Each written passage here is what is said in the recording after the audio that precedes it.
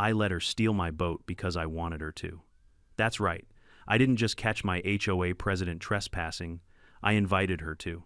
See, after 22 years in uniform surviving deserts, jungles, and bureaucrats with clipboards, all I wanted was silence. That's why I moved out here to a quiet lakeside cabin my late uncle left me. No rules, no committees, no approved mailbox colors. Just water, coffee, and peace. For 3 days I had exactly that.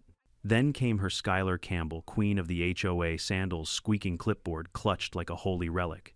She said the lake was community property. I said over my dock. She didn't take that well. And when she tried to steal my boat, she found out what happens when you pick a fight with a man who builds his own traps. Before we dive in, tell me where you're watching from and what time it is there. And if you've ever met a Skylar in your life, hit that subscribe button. This one's for you. The morning the war started, the lake looked innocent, steel blue water, a strip of fog barely grazing the surface, and loons calling each other like they owned the place. I had a mug in one hand, a pry bar in the other, and one warped dockboard under my knee. If peace had a sound, it was the soft tap of my hammer and the occasional crackle of pine needles in the sun. Then I heard it skirch, skirch. Sandals on gravel. I didn't look up at first. I've learned that some noises go away if you pretend you didn't hear them. Scroosh, scroosh came closer and then stopped. The air pressed down, expecting me to blink first. That's when the voice arrived, bright, cheerful, and hostile in the way only professional politeness can be hostile. Good morning, the voice chimed. I'm Skylar. Skylar Campbell with Lakeview Serenity. I set my hammer down deliberately. With what exactly, I asked without turning around. The HOA, she said. And she gave it capital letters the way someone says, the FBI, or the Vatican. I stood and faced her. Blonde bob cut like a metronome, big sunglasses that could reflect a confession pastel blouse under a cardigan that probably had a legal team on retainer. In her hands, a thick clipboard with color-coded tabs, a pen on a curly string, and a laminated badge that said President in crisp block letters. Sandals. Rhinestones. Of course. I'm Benjamin, I said. Benjamin Reed. New neighbor. Her smile intensified, which was not encouraging. Wonderful. We just love welcoming new homeowners to the community. Lucky for you, I said, I'm not in the community. Skylar's smile shortened by an inch. Oh, the cabin. Right. She glanced over my shoulder at the dock, at the no trespassing sign newly bolted to the post at the second sign that said, Private property, this means you. The last 2 words were hand-painted. I have good penmanship when I'm irritated. She lifted the clipboard and clicked the pen. So, Benjamin. Do you prefer Ben? Or Benjamin is fine, I said. What can I do for you, miss? Campbell Skylar, she corrected in the tone of someone who doesn't really want to be on a first-name basis, but insists on it to establish jurisdiction. I'm here just to introduce myself and, get you up to speed on how we do things here at Lakeview Serenity. I looked around at the water, the forest, and the empty sky. Seems pretty self-explanatory. A brief laugh that didn't reach her eyes. Adorable. We have a culture of shared stewardship, Benjamin trash pickups, shoreline cleanups, community events, that sort of thing. Historically, this stretch of shoreline, she gestured at my dock like she was choosing entrees from a menu, has been used for small gatherings, barbecues, and sunset socials. Historically, I said this stretch of shoreline belonged to my uncle, and now it belongs to me. No barbecues. No socials. She clicked the pen again. Of course, we're very respectful of boundaries. She said the word like she'd read it in a book about endangered species. But because you're adjacent to common spaces, there's an understanding that neighbors can access the lake here, provided they leave no trace. I pointed with my pry bar toward a crushed beer can in the weed bed and a damp pile of ashes in the ring I'd dismantled the day before. Your understanding leaves a lot of traces. That might have been teens, she said. Or guests. You know how that is. I do. Which is why I installed cameras and posted signs. I nodded to the small lens tucked into the pine trunk, the red LED politely blinking hello.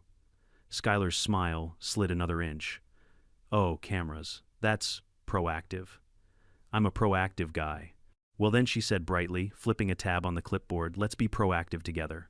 We have a weekend access schedule for watercraft launches to avoid dock congestion. I'll put you down for Tuesdays and Thursdays for personal use and Saturdays for community no. Skylar tilted her head. It made a soft feathering sound against the edge of her composure. I'm sorry. No, you won't put me down for anything. I'm not part of Lakeview Serenity. This land isn't deeded to the HOA. I checked. Twice. Technically, she tasted the word. Technically, you're not. But this cove has always been treated as a communal shoreline. We like to think of your parcel as an honorary zone. Honorary zones don't exist, I said. Kind of like calorie-free donuts. I picked up the warped board and laid it across the joists. She watched me, nostrils flaring at the audacity of manual labor being prioritized over her schedule. The lake threw sunlight back at us in sheets. A loon laughed somewhere. It sounded personal. Look, Skylar said, softening her tone, by exactly 2 degrees, we're reasonable people. We want you to feel welcome. We do weddings here, baptisms, sunset potlucks, on your property, I said, not mine. Community spirit means sharing. Community spirit also means cleaning, I said. I picked up 12 beer cans and half a hot dog from under my deck yesterday. If that's your spirit, you need an exorcist. The pen stopped clicking. Her mouth made a thin white line. She checked the clipboard, then angled it so I couldn't see the page. Absolutely nothing on earth makes people more territorial than paper they brought to your house. Perhaps we got off on the wrong foot, she said. How about this? Leave your gate open on weekends so everyone has lake access without walking the long way around. We'll even put a small donation box by the dock, I laughed. Couldn't help it. You want me to unlock my property so strangers can march through, and I get a tip jar for damages. It would really boost morale, Skylar said, eyebrows knitting like twin caterpillars. We've had a rough season with compliance. If new residents model participation, I'm not a new resident. I'm a private one. Her sunglasses flashed a perfect reflection of me, 6'2" weather-beaten t-shirt stained with sap, a pry bar that used to be a crow's favorite perch. She took a breath, probably counting to 10 in Roman numerals. Benjamin, she said, with infinite patience, that had an expiration date. No one wants to be difficult. But if you insist on closing off a historically accessible shoreline, it creates friction, complaints, meetings, citations. Not here, it doesn't, I said. If someone climbs my fence, it creates a 911 call. She blinked. The sound was almost audible. Are you threatening legal action? I'm promising it. There's a difference. A black SUV crept along the road behind the tree line, another board member, perhaps doing reconnaissance from the climate-controlled safety of a leather seat. Skylar clocked it, but didn't wave. She was in a scene and didn't want to ruin the blocking. Okay, she said, brisk again, back to the bullet points. Let's talk compromises. Would you consider allowing access for scheduled events? We have a community wedding coming up. Cindy Howard's daughter. Congratulations to Cindy, I said. They can rent the Marina Pavilion 2 coves over like everyone else. Skylar pressed her lips together in a way that suggested Cindy Howard's daughter had never stood in line for anything. And baptism, she asked. It's a lake. It's tradition. My dock isn't a church, I said. And if it were, I'd be the pastor. Pastors don't let strangers rewire the altar because it has nice lighting. Wow, she said softly. Okay, I see. You're that type. What type is that? The type who thinks private property is a personality. She smiled again, glittering edges back on. We'll see about that. Skylar, I said, lowering the board and meeting her sunglasses dead on. If I walked into your backyard, set up a grill, and left beer cans in your pool skimmer, what would you call that? Something changed in her shoulders. A small retreat quickly covered. That would never happen. We have a gate. So do I said. 2, in fact. They'll be closed. She jotted something on her clipboard with the satisfaction of a person who likes to write the words she plans to weaponize later. We'll be in touch, she said, pivoted sharp military, and started up the path sandals, scraping a farewell that sounded like filing an appeal. Hey, Skylar, I called after her. She paused and looked back over her shoulder. The sun caught the edge of her lenses and turned them white as a lie. Your clipboard, I said. Does it have a tab for trespassing? The smile she gave me was all teeth and charity. Does yours have a tab for community goodwill? Right between don't litter and stay off my dock, I said. She left without another word. The SUV snuck away like a deer that had learned to parallel park. I stood there for a long minute, listening to the wake slap against the shore, the slow creak of the dock under my boots, the tick-tick of my cooling hammer. Then I went back to work. The board seated perfectly this time. Sometimes pressure helps. By noon, a brown HOA flyer had appeared under a rock near my mailbox. Welcome, new neighbor community guidelines you'll love. It read like a vacation brochure written by a parole officer. I tossed it into the burn barrel and watched it curl into ash. If peace had a smell, it was cedar smoke and hot coffee. That afternoon, while I replaced a shutter hinge and pretended I wasn't waiting for round 2, I started a notebook, Karen Surveillance Log, Vol. 1, Date Time Incident Outcome. I have found that if you document nonsense, nonsense becomes useful. 1410, HOA president attempted to schedule my doc for weddings. Outcome denial, elevated eyebrow. 1425, subtle threat of meetings, citations. Outcome reminder of gate, and 911. At 1730, I set two simple steel gates across the entry points, one at the road, one at the lakeside path that cut through the birches. Nothing dramatic, not a wall, just a physical sentence that said, full stop. I hung a little bell on the lakeside gate, not because I was whimsical, but because bells ring when someone forgets to read. As the light went copper and the wind came down off the ridge, I took my coffee to the end of the dock. The water mirrored the sky like it was trying to flatter it. A heron lifted itself out of the reeds in slow motion, one wing beat at a time, like a practiced bow to the evening. If tranquility were a drug, this was the dosage. That was when I decided two things. First, I wasn't moving, compromising, or negotiating my home into a public park because a woman with a laminated badge said honorary zone with her whole chest. Second, if Skylar wanted access so badly, I'd give her some on my terms. The plan didn't arrive all at once. It built itself out of memory and muscle, out of strange assignments in uglier countries, and the simple satisfaction of a well-laid snare that harms no one and proves everything. I didn't need to confront her. I didn't need a shouting match on Facebook. I just needed patience, good logging, and a certain boat that didn't mind doing figure eights. But that comes later. For the moment, I sat on my dock and watched the last orange smear fade to velvet. Somewhere behind the tree line, sandals found gravel again, testing my new bell. It chimed once, clear, bright, inevitable. If peace had a warning, that was it. The next morning, the bell didn't ring. That should have made me happy. Instead, it felt suspicious, like silence right before a storm front moves in. By day 3, the bell chimed again. Once, twice, pause. I leaned out the window. There she was. Skylar Campbell, queen of the lakeside jungle, strolling down my gravel drive like she'd been summoned by divine HOA decree. Clipboard in hand, sunglasses on lips, pursed into the shape of good morning, but sounding more like compliance violation. "Benjamin," she called cheerfully. "Hope I'm not catching you at a bad time." "You are," I said, not moving. She laughed like that was adorable. "Well, I'll make it quick. We're just having a community brainstorming session next week about improving our lakeshore harmony. We'd love for you to join." I kept sanding the window frame. "Pretty sure I'm not on your mailing list." Skylar took 2 steps closer, heels crunching the gravel like punctuation marks. "Oh, don't worry, I already added your address. You're part of the ecosystem now. Everyone around the lake contributes." I looked up. "Contributes or gets milked," her smile flickered. "Contributes," she repeated slower, as if teaching English to a raccoon. "Anyway, I noticed you've installed new gates. Very fortress chic. I just wanted to remind you that blocking community access can lead to misunderstandings. Gates aren't walls," I said. "They're sentences that end conversations." Skylar scribbled something on her clipboard, probably in a section labeled Future Lawsuits. Then she sniffed. "You know, it would be such a shame if this lake lost its sense of unity. People used to come here for Sunday barbecues, for weddings, for trash disposal," I said. "Don't forget that one." She blinked. The nerve twitched in her jaw. "Benjamin, we're neighbors. Cooperation makes life easier. Why isolate yourself?" "Because I've met my neighbors," I said. Skylar's sunglasses tilted just enough for me to see her eyes bright, hard, and calculating. "We'll see about that," she murmured. Again, that phrase was becoming her national anthem. When she left, I checked my security feed. She didn't head straight back to her SUV. She stopped by, the gate took photos, then crouched to read the sign like it was fine print in a surrender treaty. That night, I opened my notebook. Karen Surveillance Log Vol. 1. Entry number 2, 0940 attempted guilt-tripping relake access. Outcome sarcasm deployed successfully. Entry number 3, 1005 photographed gate. Outcome countermeasures pending. The next few days followed a rhythm.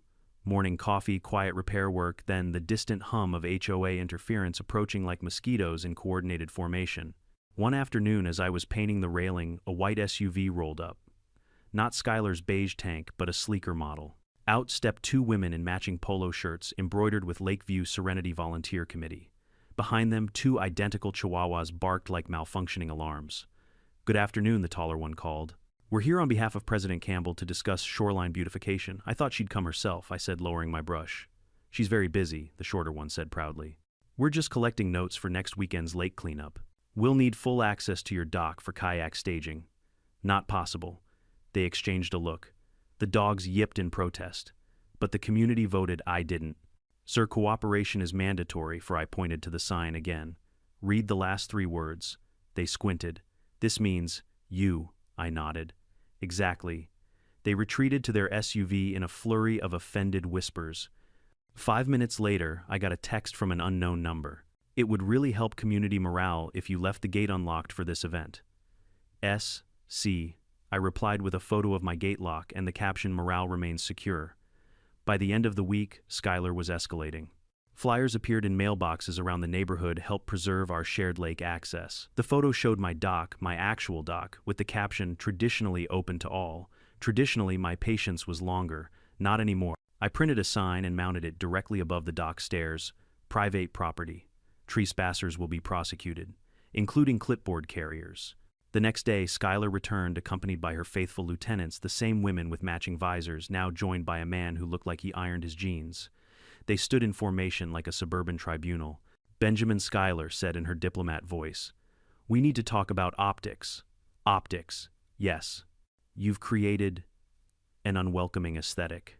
Those signs send a negative message. They send an accurate one. She took a deep breath. You're making this difficult. We could have been friends. I already have friends, I said. They don't come with bylaws. Her smile cracked for the first time. If you won't cooperate voluntarily, I'll have to file a formal notice of obstruction. I tilted my head.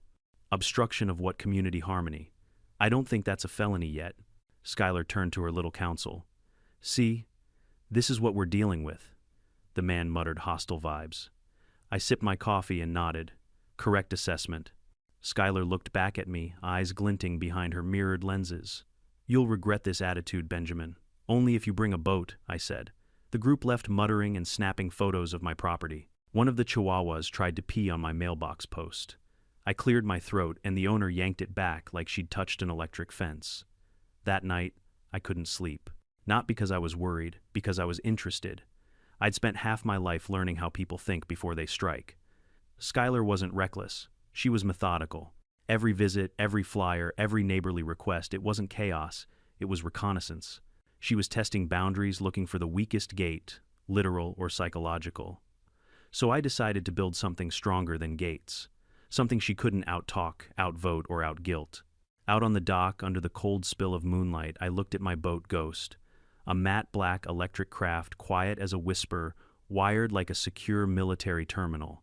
It had started as a hobby project during my deployment years, a way to keep my hands busy and my mind sane. But in the right circumstances, it could become something else entirely. I crouched beside the hull, running my fingers along the polished fiberglass. You might get a visitor soon, girl, I murmured. Let's make sure she gets the full tour. The next morning, I installed a hidden sensor under the deck planks, linked it to the boat's ignition system. Then I tested loop mode, the function designed for intruders. When triggered without an authentication key, the boat would lock all controls and slowly cruise in figure eights across the lake until manually reset. Safe, controlled, embarrassing. I watched the test run from the dock. Ghost glided out, turned curved again, its silent motor slicing the reflections like a scalpel. Perfect. I couldn't stop smiling. The following afternoon, Skylar appeared again, this time pretending to jog. She stopped conveniently near my dock, breathing dramatically, as if she'd run a marathon instead of 50 yards. Lovely boat, she gasped. Is it new old project? I said, wiping grease off my hands. Built it myself.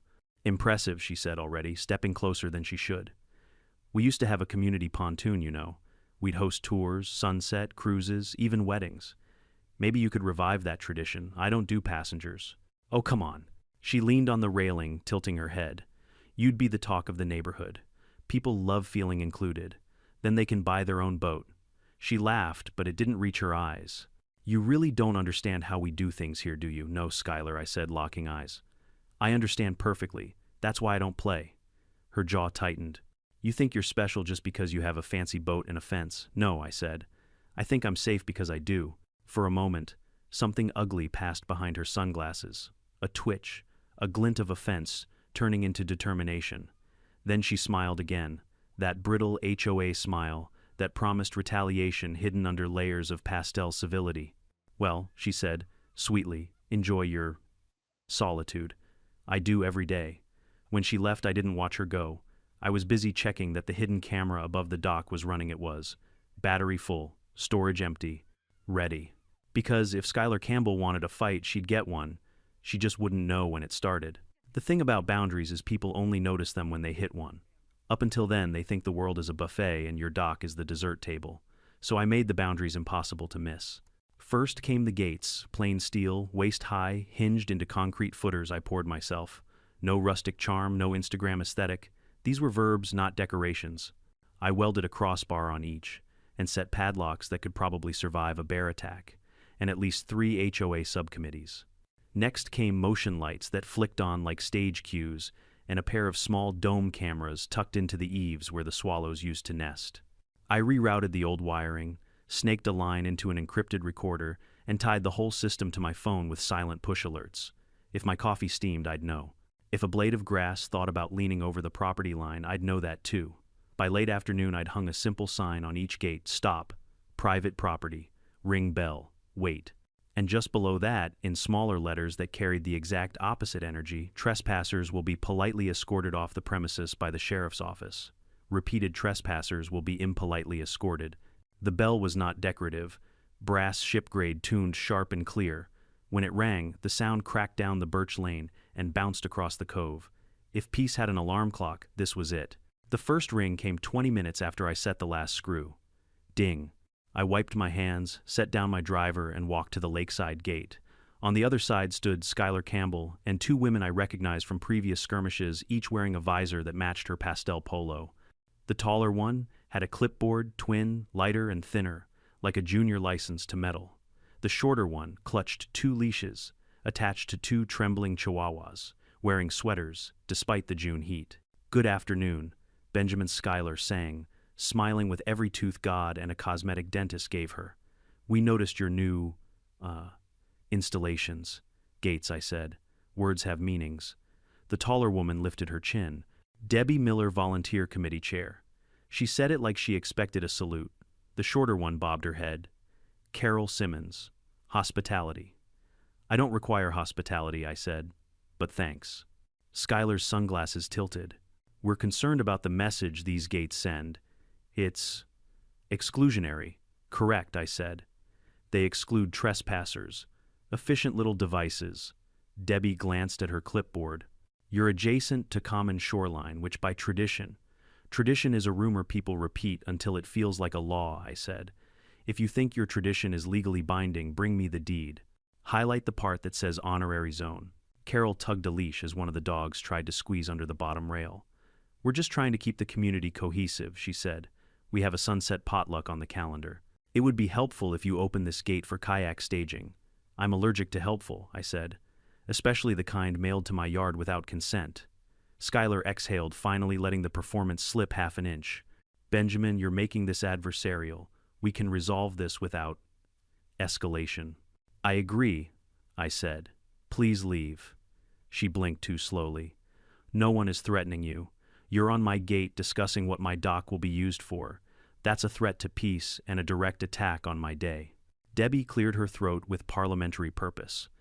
"President Campbell would like to propose a compromise. We schedule your dock for limited community access during specific windows. In exchange, we provide—" "No," I said. "A donation box for maintenance costs." And no. "A committee to ensure cleanup." No. Carol smiled weakly. "We can bring biodegradable plates. Bring them to the Marina Pavilion 2 coves over," I said. "Cindy Howard's daughter is allegedly getting married. I hear they have fairy lights." The chihuahuas yipped in scandalized unison. Schuyler leaned forward, voice quiet and chemicals sweet. "You moved into an established community, Benjamin. People expect continuity, cooperation. If you obstruct that, you'll force processes we'd all rather avoid." I tilted my head. "Schuyler, if I walk into your backyard and stage a barbecue because your grass looks communal, would you consider that continuity or criminal trespass?" "Apples and oranges," she snapped. "Property and property," I said. "Same fruit." A low thrum rolled up the lane, an idling SUV. A man in sunglasses and a navy ball cap sat behind the wheel and pretended he wasn't watching us. Schuyler didn't turn. She didn't have to. She knew her audience had arrived. "Last chance, Benjamin," she said, smile, reinstalled tone properly recorded for posterity. Will you agree in good faith to unlock these gates on weekends? No, even for scheduled baptisms, not unless the baptizer is also licensed in dock repair. Weddings, I don't host blackouts. Debbie scribbled furiously. Carol frowned as one chihuahua sneezed. Schuyler straightened, pivoted into a pose that read, Chairwoman addresses resistance. Very well. We'll proceed through appropriate channels. I lifted the gate's bell cord and gave it a gentle tap. The bright note punctured the humid afternoon. Those channels, I said, should include reading the county map that shows my parcel is not in any universe yours. Her smile calcified. We'll see about that. She turned and marched away, entourage and tow dogs mincing through gravel like whispering typewriters. The SUV ghosted after them, and the lane sighed back into shade. I locked the gate and took a slow lap of the property. The cameras watched. The lights waited. Somewhere in the brush, a raccoon regarded me with professional curiosity, then carried on with whatever audit he was conducting. I considered naming him, then stopped. Naming things makes them feel like they belong, and I had enough belonging for one day. At dusk, an envelope appeared in my mailbox, unstamped Notice of Community Concern. It used serif fonts and centered text, and had the unmistakable perfume of someone who thinks formatting is power. The gist: my recent changes had impacted neighborly access and undermined the spirit of shared stewardship. It recommended I attend a productive conversation at the clubhouse on Saturday. I wrote "no thanks" across the notice, snapped a photo, and texted it to the unknown number I already knew was Schuyler's. Your notice arrived. Here's mine. Attached a polite letter I drafted 3 hours earlier and printed on plain paper. To whom it may concern, this property is privately owned and not subject to Lakeview Serenity HOA governance. Continued attempts to create or enforce unauthorized access will be documented and forwarded to the sheriff's office. Any person entering without permission will be considered a trespasser. Benjamin Reed. 5 minutes later, my phone buzzed. We'll handle this formally. S.C. Great. I love form. It stacks nicely in court. B.R. The week turned into a metronome. Day work, evening quiet. Night alerts, footsteps testing the gates, a flashlight beam skimming my sign, the bell ringing once, and then being apparently glared at into silence. I saved every clip, labeled each one with timestamps that would make a prosecutor weep with gratitude. On Thursday, while tightening a loose hinge on the boathouse, I caught movement at the edge of the birches. Not Schuyler. A man I didn't recognize, early 40s, starched polo phone out. He filmed the dock in slow, reverent pans like a nature documentary about rare habitats. When he reached the gate, he zoomed in on the lock, the hinges, the screws. He wasn't casing, he was cataloging. Can I help you? I called. He jolted and pasted on a smile that might have been practiced in a mirror. Oh, hi there. Beautiful morning. I'm Logan Pierce, Water Use Subcommittee. How many subcommittees does it take to change a light bulb around here? I asked. Just one, he said, not getting the joke. But it must file a memorandum. Here's mine, I said. Please leave. He left, but not before angling his phone over the top rail to snag a shot of the deck. I raised my own phone and took a photo of him taking a photo. Some exchanges are their own reward. That night, I sat on the dock with a single lantern and watched mosquitoes hesitate at the glow. On my phone, I opened the Ghost Control app, battery at 96% GPS, online geofence, armed loop mode, tested and ready. Not a weapon, a demonstration. A mirror held up to entitlement that would make entitlement dizzy. I could have called the sheriff then. I have a good practical relationship with the deputies. People who spend their lives stepping into other people's disasters tend to respect a man who keeps his own house in order. But there's an art to timing. If you call too early, the lesson never lands. If you call too late, you're cleaning up a mess you didn't need. So I set the hook and waited for the fish that thought it owned the lake. Friday morning, the bell rang twice. By the time I got to the gate, no one was there, just the trader routes of sneaker prints and a faint suggestion of perfume trying to conquer the smell of pine. A new flyer had been wedged under the latch. Community sunset, cruise reviving a Lakeview tradition. Stock photo of a pontoon boat. Date Sunday. Location Serenity Cove Dock. That was my dock's old nickname on their group page, apparently. It wouldn't be on the next draft. I took a Sharpie and added, AT the Marina in block letters, so big even a drone could read them. That evening, I heard tires on gravel and checked the front feed. Not an HOA SUV this time, county brown and gold. Deputy Mark Howard stepped out, hat tucked under his arm, face set in the blankness of a man who knows everyone's business and is determined not to show it. Evening, Mr. Reed, he said when I met him at the road gate. Deputy. Got a couple of calls, he said mildly. Concerns about access potential confrontations, you know how it goes. I do, I said. Got documentation you might like even more than I do. He smiled with his eyes. I'm sure. For now, just checking in. Everyone's staying civil as people can be while trying to conscript private property, I said. He nodded. Keep your logs. Call if anyone crosses the line. We shook hands. He left without inspecting the dock or the boat. Howard's a smart man. He knows the difference between a boundary and a trap, and that knowing it out loud is not always required. When the taillights disappeared, the cove fell quiet again. The moon rose fat and satisfied. Across the water, a single porch light clicked on in a beige house with perfect shingles and an HOA-approved soul. A silhouette moved behind the curtains. It looked suspiciously like a woman holding up a phone to film the night. She didn't retreat, I said to the water. She regrouped. And that was fine. I was regrouped too. The plan didn't start with revenge. It started with maintenance. That's what I told myself anyway as I sat cross-legged in the boathouse, surrounded by wires, toolboxes, and the faint metallic smell of lake water drying on aluminum. Ghost sat on her trailer like a panther waiting for release, matte black fiberglass, a clean sweep of engineering and obsession. She was my peace project, some guy's garden after retirement. I built something that could outrun it. Originally, Ghost was meant for quiet mornings, fishing, drifting, watching the fog lift from the far banks. But like every good machine, she had potential. The onboard computer I'd built from scratch had more processing power than my first deployment laptop. GPS lock, remote diagnostics, encrypted access. Then, after the first trespassing incident, I added something extra: loop mode. Loop mode was simple. If anyone started the engine without my authorization code, Ghost locked all manual controls, throttled to a safe cruising speed, and traced an endless figure-8 pattern until I reset it. It was an old-school containment drill disguised as nautical choreography. No danger, no crash, no escape. A lesson that lasted as long as the battery did. I hadn't used it yet, until Skylar Campbell made the shortlist. The next few days, the lake was quiet. Too quiet. No flyers, no committee patrols, no polite, just checking in. That only meant one thing: she was planning something. Skylar wasn't a quitter. She was a strategist. Every HOA president I'd ever met followed the same playbook: charm, pressure, paperwork escalation. When charm failed, she brought backup. When backup failed, she'd find a loophole. And when the loophole failed, that's when she'd get creative. So I decided to invite her creativity. On Thursday night, I cleaned Ghost from bow to stern. I buffed the hull until it shone under the single boathouse bulb, rechecked every seal, then installed a new motion sensor under the console, invisible, sensitive, tied straight to my phone. The GPS transponder pinged green. Camera feed armed. System ready. Friday morning, I parked my truck halfway down the road into town, left my gates slightly ajar, not wide open, just enough to whisper temptation. A real angler never yanks the line too soon. As I drove away, the cabin shrank in my rearview mirror, small, quiet, and innocent. The kind of place no one would ever expect could launch an ambush. 20 minutes into my drive, my phone buzzed once. Then again. Alert East Dock. Gate breach. Motion detected.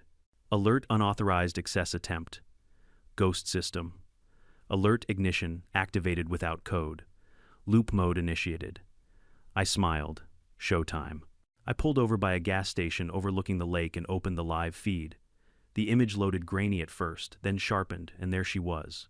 Skylar Campbell. She'd ditched the cardigan for a hoodie, and jeans hair pulled back, clipboard nowhere in sight.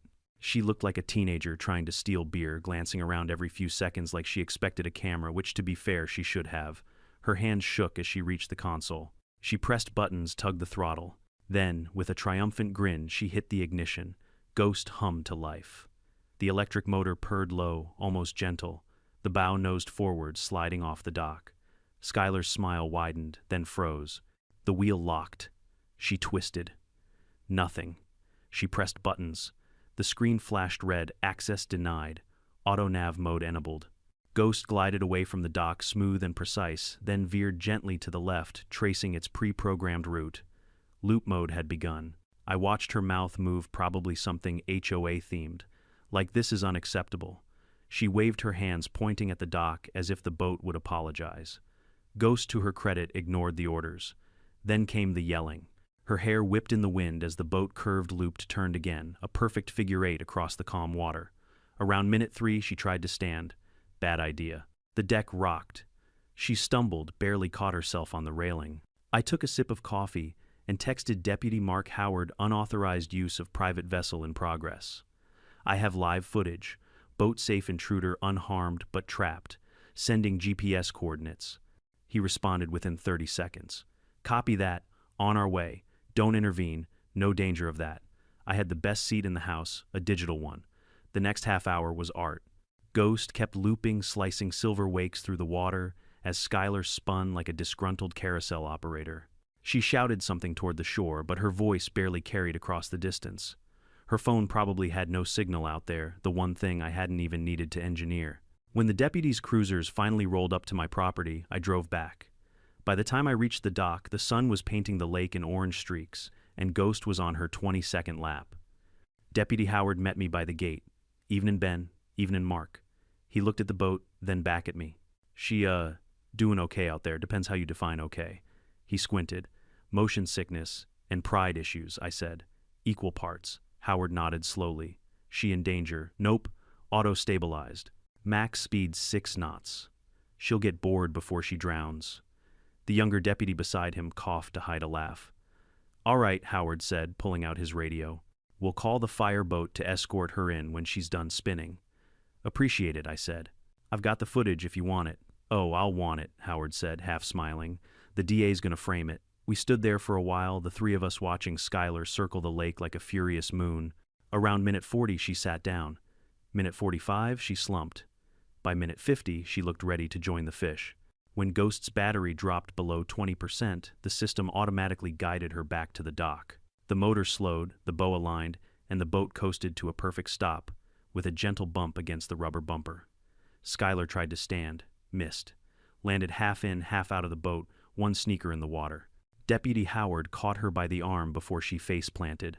Ma'am, he said in the calm tone of someone explaining gravity to a toddler you're trespassing. I was ensuring community safety, she croaked, clutching the railing. That man's vessel was blocking access. Howard looked at me. I shrugged. She blocked it better than I ever could. The medic checked her over. No injuries, just nausea and a deeply bruised ego. Howard turned back to me. You sure you don't want to press charges? Not yet, I said. She's learned more in one loop than a courtroom could teach. Still, we'll take statements. I handed him my phone, showing the alerts and timestamps. Then I scrolled through the video, Skylar sneaking in, fumbling at the controls the exact moment Ghost rolled out to sea. Howard let out a low whistle. You know, he said, I've seen drunk boaters, runaway jet skis, even one guy who launched a pontoon with his truck still attached. But this? He chuckled. This is art. Performance art, I said. As they escorted Skylar toward the ambulance, she turned to glare at me, eyes bloodshot, lips trembling. You'll regret this, she hissed. I doubt it, I said. Abuse of technology, endangerment, I'll sue. Get in line, I said. It's a long one. She was loaded into the back of the ambulance, still shouting about bylaws and boating ordinances as the doors closed. Howard handed back my phone. Well, Ben, I think that's a wrap. Appreciate it, Mark. He tipped his hat. Next time, maybe set the loop to figure 9, just to keep things fresh. I laughed for the first time in days. I'll consider it. As the sirens faded up the road, I sat on the edge of the dock. Ghost's hull dripped silver threads into the lake. I reached out, patted the smooth fiberglass. Good girl, I said quietly. Mission complete. The sky dimmed, and for the first time in weeks, the water was perfectly still. No clipboards, no flyers, no HOA sermons about community spirit, just the quiet hum of evening and the faint ring of victory that only silence can make. For a soldier turned hermit, it was better than a medal. But I should have known better. In HOA, war's peace never lasts long. By the next morning, the whole lake knew. The HOA grapevine works faster than Wi-Fi. By breakfast time, I'd already spotted 2 paddleboarders floating a little too close to my dock, pretending to stretch while sneakily filming the crime scene. By noon, a post titled "Shocking Abuse of Power by Reclusive Cabin Owner" hit the Lakeview Serenity Facebook page.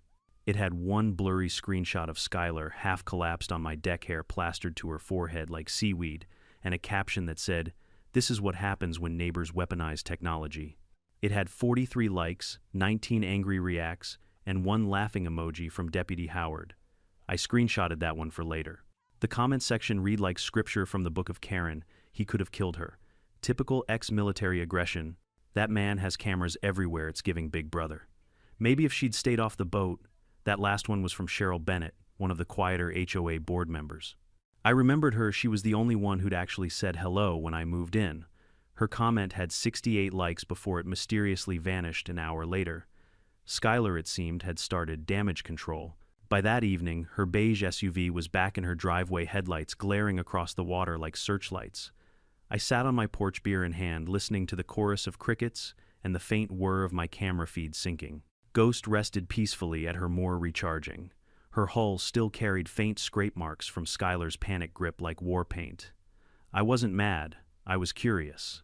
People like Skylar never stop at embarrassment. They escalate. And I was right. At 8:43 p.m., I got an email from a law office, Mitchell Green and Associates. The subject line, notice of pending civil action. Of course, 3 days later, I was sitting in a beige conference room at the county mediation office. The table was large enough for peace talks between rival nations, but the energy was pure PTA meeting. Skylar sat on the far end, hair, perfectly curled, sunglasses, indoors, sipping from a metal water bottle like it contained holy water. Beside her was a young man in a shiny navy suit and too much cologne, Mitchell Green himself. He looked like he'd lost a bet with a hair gel commercial. Across from them sat me and my lawyer, Donna Carter, mid-40 steady eyes, voice like a clean cut of steel. Former JAG officer. When I'd shown her the footage, she didn't say, "You're screwed," or "This is insane." She just said, "We're going to enjoy this." The mediator, a woman who'd probably seen worse than both world wars, cleared her throat. "All right, Miss Campbell, Mr. Green, would you like to start?" Mitchell smiled with the confidence of a man who'd practiced it in the mirror. "Certainly.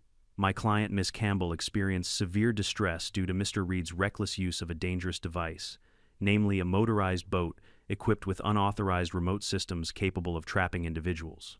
Donna leaned forward. "Unauthorized by whom?" "By common sense," Mitchell said. Donna's eyebrow twitched upward. "Not a statute I'm familiar with." Skylar shifted dramatically. "He humiliated me. He lured me. That boat was left unattended, unsecured, like an invitation to the community. I was simply checking for safety hazards." I took a slow sip of my coffee and then decided to steal it. Her sunglasses turned in my direction. "Operate it," she corrected. "Without permission. I thought it was community property." "Funny," Donna said, flipping open a folder thick enough to stun a bear. "Because 2 weeks ago you told him, and this is your voice on video, technically it's not part of the HOA, but we treat it like one." Skylar froze. Mitchell cleared his throat. "That statement was, taken out of context." Donna smiled like a predator stretching. "Oh, there's context. I've got the whole conversation here." She slid a USB drive across the table, time-stamped, with corresponding GPS data showing Miss Campbell entering my client's private property 36 minutes later. Mitchell hesitated. "We're not disputing her presence. We're disputing intent." "Intent to what? Float in circles?" I asked. Skylar's lips pressed thin. "He trapped me. That boat locked me in. I was helpless." Donna leaned back. "Helpless enough to spend 43 minutes screaming at a machine while refusing to press the large red stop button labeled Emergency Dock Return." Silence. The mediator coughed delicately. Mitchell regrouped. "The issue, Your Honor." "Not a judge," the mediator interrupted. "The mediator," he corrected, forcing a smile, "is that Mr. Reed intentionally designed a dangerous device and used it to inflict emotional harm." Donna opened her second folder.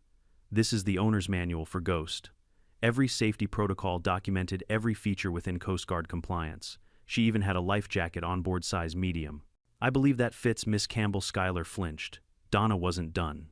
She produced more documents, the county parcel map showing my property line outside the HOA boundary, my purchase deed, the sheriff's incident report, and the pièce de résistance, a printed transcript of the HOA bylaws. Section 4, subsection B, Donna read aloud, states that the HOA's jurisdiction applies only to lots explicitly registered within Lakeview Serenity. Lot 91, Benjamin Reed's property, is listed as independent non-HOA land, meaning you have about as much authority there as over the moon. Mitchell tried to object, but had nothing. Donna leaned forward, voice calm. "My client has tolerated repeated trespassing, harassment, and attempted use of private assets. The fact that he responded with a non-lethal automated deterrent instead of, say, a police report for theft should be considered generosity." The mediator nodded slowly. "So, Mr. Green, are you maintaining your complaint?" Mitchell glanced at Skylar. She stared back, jaw trembling, then whispered, "Yes." Very well, Donna said sweetly. Then we'll be seeking counterclaims for trespass, attempted theft, and defamation based on the HOA's social media post. Skylar blinked. You can't prove that was me. Donna tapped her folder. Metadata says otherwise. Uploaded from your phone using your personal hotspot. The internet never lies, Miss Campbell. Even the mediator smiled a little at that. By the time we left the room, Skylar looked like someone had unplugged her from the wall. Mitchell muttered something about reviewing options, which was lawyer speak for we're doomed but too proud to admit it. Outside, Donna put on her sunglasses and grinned. You make enemies the way other men make coffee. Efficiently. Old habit, I said. Thanks for handling that. Don't thank me yet, she said. People like her. They don't surrender. They self-destruct. Keep your cameras rolling. She was right. A week later, the county court dismissed Skylar's lawsuit with prejudice, meaning she couldn't file it again. The verdict landed like a thunderclap on the HOA page. Cheryl Bennett posted a single comment. Justice takes a boat ride. It lasted 15 minutes before vanishing, but screenshots lived forever. Then came the real storm. Within days, an anonymous letter circulated among HOA members listing every incident Skylar had caused over the past 3 years, trying to reassign a disabled parking space to her yoga instructor, taking a neighbor's lawnmower for community, use and spending HOA funds on decorative clipboard holders. I didn't write it. I didn't have to. By Friday, a petition appeared, remove Skylar Campbell as HOA president. It passed unanimously. When I got my copy in the mail, it came stapled to a note in neat handwriting. Dear Mr. Reed, while the HOA does not condone theft or trespassing, we sincerely thank you for doing what none of us had the courage to do. Enjoy your peace. Cheryl Bennett. I pinned it to my fridge.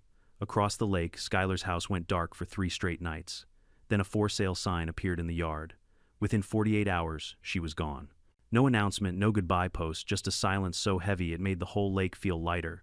I stood on my dock that evening, watching ghosts drift under the orange glow of sunset. The water lapped gently against the hull, rhythmic calm, unbothered. For the first time in months, there was no clipboard glinting through the trees. Peace. Real peace. And I had earned every second of it. You'd think that after being escorted off my dock by law enforcement spinning for nearly an hour, like a malfunctioning carousel, and losing her title as HOA president Skylar Campbell, would have done what most people do after humiliation. Retreat, regroup, maybe start a wellness blog. But Skylar wasn't most people. She was a bureaucratic terminator wrapped in beige polyester, a creature who lived off drama the way fish lived off water. So when the sheriff's office called to let me know she'd filed a second complaint, this time alleging systematic harassment and emotional distress, I nearly spit out my coffee. Let me guess, I said to Deputy Howard over the phone. She's claiming my trees looked at her wrong. Howard chuckled. Close. Says your cameras follow her car. Well, they point in that direction, I admitted, because that's where the road is. She says that's psychological intimidation. Tell her it's optical coincidence, Howard sighed. Just keep your paperwork, Ben. She's flailing, but she's flailing loudly. I thanked him and hung up, then looked out at the lake, calm, reflective, unaware of the storm brewing on land. Ghost floated silently in her berth, the model of serenity. I wish I could have said the same for the HOA board. A week later, an official notice arrived, Campbell versus Reed civil hearing scheduled. She'd actually gone through with it. The courtroom was small, the kind designed for traffic violations and domestic spats, not full-blown HOA warfare. Yet somehow, Skylar managed to turn it into theater. She arrived early wearing a dove-gray blazer pearls and her signature sunglasses indoors again. Her new lawyer wasn't Mitchell Green, rumor had it he'd jumped ship after the last embarrassment, but a woman named Patricia Horn, sharp-suited and equally sharp-tongued. Donna Carter and I walked in 5 minutes before the hearing. She carried only one folder, thin, calm, and confident. I carried coffee, always coffee. When Skylar saw me, she gave a tight smile. Enjoying your 15 minutes, trying to stretch it to 20, I said. Patricia rose. Mr. Reed, my client is deeply traumatized by your reckless actions, Donna interrupted. Save it for the judge counselor. He's not in yet. Patricia bristled. Skylar whispered something in her ear. Donna leaned toward me. She's gonna overplay this. Watch. She was right. When the judge entered, a gray-haired man named Judge Halbrook, with the patience of a glacier, Skylar launched into her opening statement like a martyr auditioning for sainthood. Your Honor, I was simply ensuring the safety and accessibility of our community when Mr. Reed's weaponized boat entrapped me on the lake. I was terrified, dizzy. I could have drowned. Halbrook adjusted his glasses. Was there any water in the boat, Miss Campbell? She hesitated. No, but the possibility. Did the defendant at any point threaten you physically or verbally? No, but he engineered a trap. Halbrook sighed. Continue. She did for 20 straight minutes. Words like trauma, intimidation, and technological ambush flew across the courtroom like confetti. Patricia nodded solemnly at each one, occasionally shooting me a glare so intense it could have been entered as evidence. When it was finally Donna's turn, she stood, walked to the podium, and pressed play on a small tablet. The courtroom speakers came alive with crystal-clear audio. Access denied. Auto-nav mode enabled. Skylar's voice. What no, stop. Stop turning. Boat system. Automated safety protocol active. Skylar. You stupid machine. I'm the president. Laughter rippled through the room before the judge banged his gavel. Donna let it play 15 more seconds, enough to show Skylar waving her arms like a conductor, having a meltdown before pausing it. Your Honor, Donna said, as you can hear, my client did not endanger Miss Campbell. In fact, the system clearly states it's an automated safety feature. She wasn't trapped, she was protected from herself. Patricia shot up. Objection dramatization overruled, the judge said, not looking up. Continue. Donna nodded and handed him a document. These are the GPS logs showing the boat's path, speed, and automatic return sequence, all within legal safety limits. We also have security footage of Miss Campbell entering my client's dock without consent. The judge scanned the paperwork, expression neutral. Miss Campbell, were you invited onto the defendant's property? Skylar stammered. I was acting in the interest of the community. Answer the question. No. And did you attempt to operate his boat? Yes, but thank you. You may sit. Donna's final blow came quietly. She opened her thin folder and withdrew a single printed sheet, a screenshot of Skylar's deleted Facebook post with the caption, "This is what happens when neighbors weaponize technology." Your Honor, Donna said smoothly, this post was uploaded from Miss Campbell's account and circulated throughout the HOA. It has since been deleted, but the damage was done. My client was portrayed as a violent recluse. The sheriff's office even had to field nuisance calls about him. That's defamation. The judge looked at Skylar over the rim of his glasses. You wrote this, Skylar's voice dropped to a whisper. It was emotional. Most things are, Miss Campbell, he said dryly, but emotions don't override property law. He tapped the gavel once. Case dismissed with prejudice. Miss Campbell, you are to remove all posts and issue a public retraction within 72 hours. Mr. Reed, you're free to go. Bang. Done. Skylar's mouth opened and closed like a fish gasping for oxygen. Patricia packed up in silence, already mentally sending her bill. Donna leaned over and whispered, "That was fun. Let's do it again sometime." I grinned. Next time, I'll bring popcorn. Outside the courthouse, reporters weren't waiting, just 3 HOA board members clutching folders like shields. One of them was Cheryl Bennett. She caught my eye and smiled faintly. Guess she didn't make it easy on herself, she said. She never does. She's finished, Cheryl said. The board's voting tonight. It's unanimous. By the next morning, the results were official. Skylar Campbell removed as HOA president, effective immediately. The news spread like wildfire. I didn't celebrate, not really. I just brewed another pot of coffee, took Ghost out for a quiet drift, and watched the neighborhood from a comfortable distance. A few days later, a new post appeared on the community page. This one, from Cheryl, effective immediately. Lakeview Serenity HOA will respect all private property boundaries. Let's rebuild trust and maybe not steal boats. It had over 100 likes, mostly laughing emojis. But the real comedy arrived that weekend. I was sitting on my porch polishing a fishing reel when I saw Skylar's beige SUV roll down the road, one last time stuffed with boxes, a small ficus tree, and what looked suspiciously like her clipboard wedged in the passenger seat. She didn't look over, didn't wave, just drove past, windows up, like the world was too loud for her now. Behind her car, a realtor sign flapped in the breeze. For sale, Lakeview Serenity, Lot 12. And just like that, the lake was quiet again. 2 days later, a letter arrived, handwritten, elegant, cursive, Dear Mr. Reed. While the HOA cannot officially condone your boat incident, many of us secretly applauded it. You reminded us that rules without respect are just noise. Enjoy the peace you've earned. CB. I pinned it on my fridge beside my fishing permit. That evening, I took Ghost out for her first real ride since the chaos. The sun dipped low, painting the lake in molten gold. As the motor hummed beneath me, I caught my reflection in the still water, older, sure, but lighter, like I'd finally peeled off a layer of tension I didn't know I was carrying. I'd fought wars before, but this one, the suburban kind, fought with bylaws and clipboards, had been the strangest of them all, and somehow the most satisfying. As I steered Ghost toward the horizon, I couldn't help but whisper to the empty water loop mode complete. For the first time in months, the lake sounded like itself again. No shouting, no sandals on gravel, no endless clicking of clipboards. Just the hush of ripples against the dock and the low hum of Ghost's charging port. I didn't realize how much tension I'd been carrying until it was gone. Every morning now started the same way: coffee in one hand, fishing line in the other. A stretch of mirror-like water ahead that didn't belong to anyone but me and the fish who hadn't learned better. Skylar Campbell had officially left the neighborhood, her beige SUV, her flower pots, her laminated bylaws all gone. In her place, a for sale sign stood like a gravestone to hubris. The rumor mill said she'd moved to her sister's condo 2 counties over, swearing she'd never live near water again. The irony didn't escape me. A week after her departure, a thick envelope arrived in my mailbox. No return address, but the handwriting was precise and elegant cursive, so neat it could have been from another century. Inside was a folded letter and a printout of the HOA's new charter update. Dear Mr.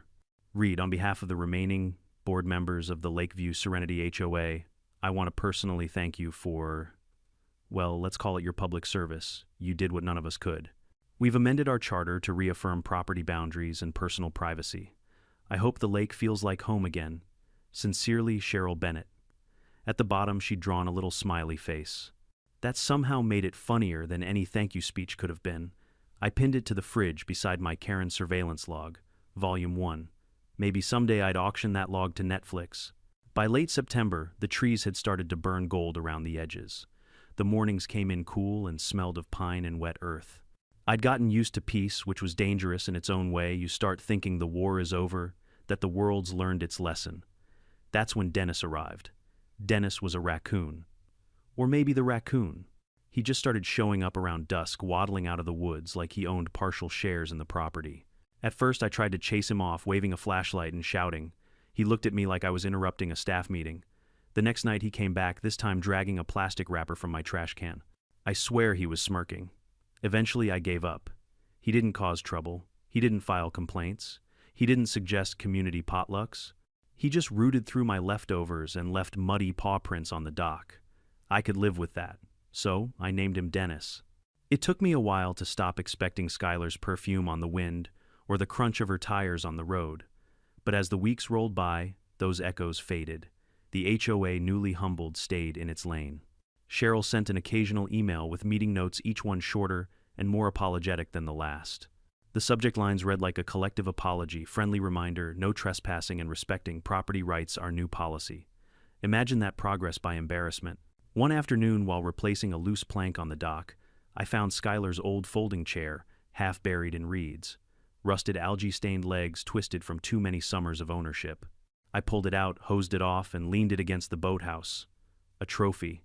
By October, I'd upgraded the security system again. Not because I needed to, but because habit is hard to break. The new setup linked all the cameras, motion sensors, and gate locks to one master console. Ghost now had facial recognition, which was both convenient and petty. If the system ever detected Skylar's face again, it would automatically trigger a voice alert through the dock speaker: unauthorized user detected. Please consult your therapist.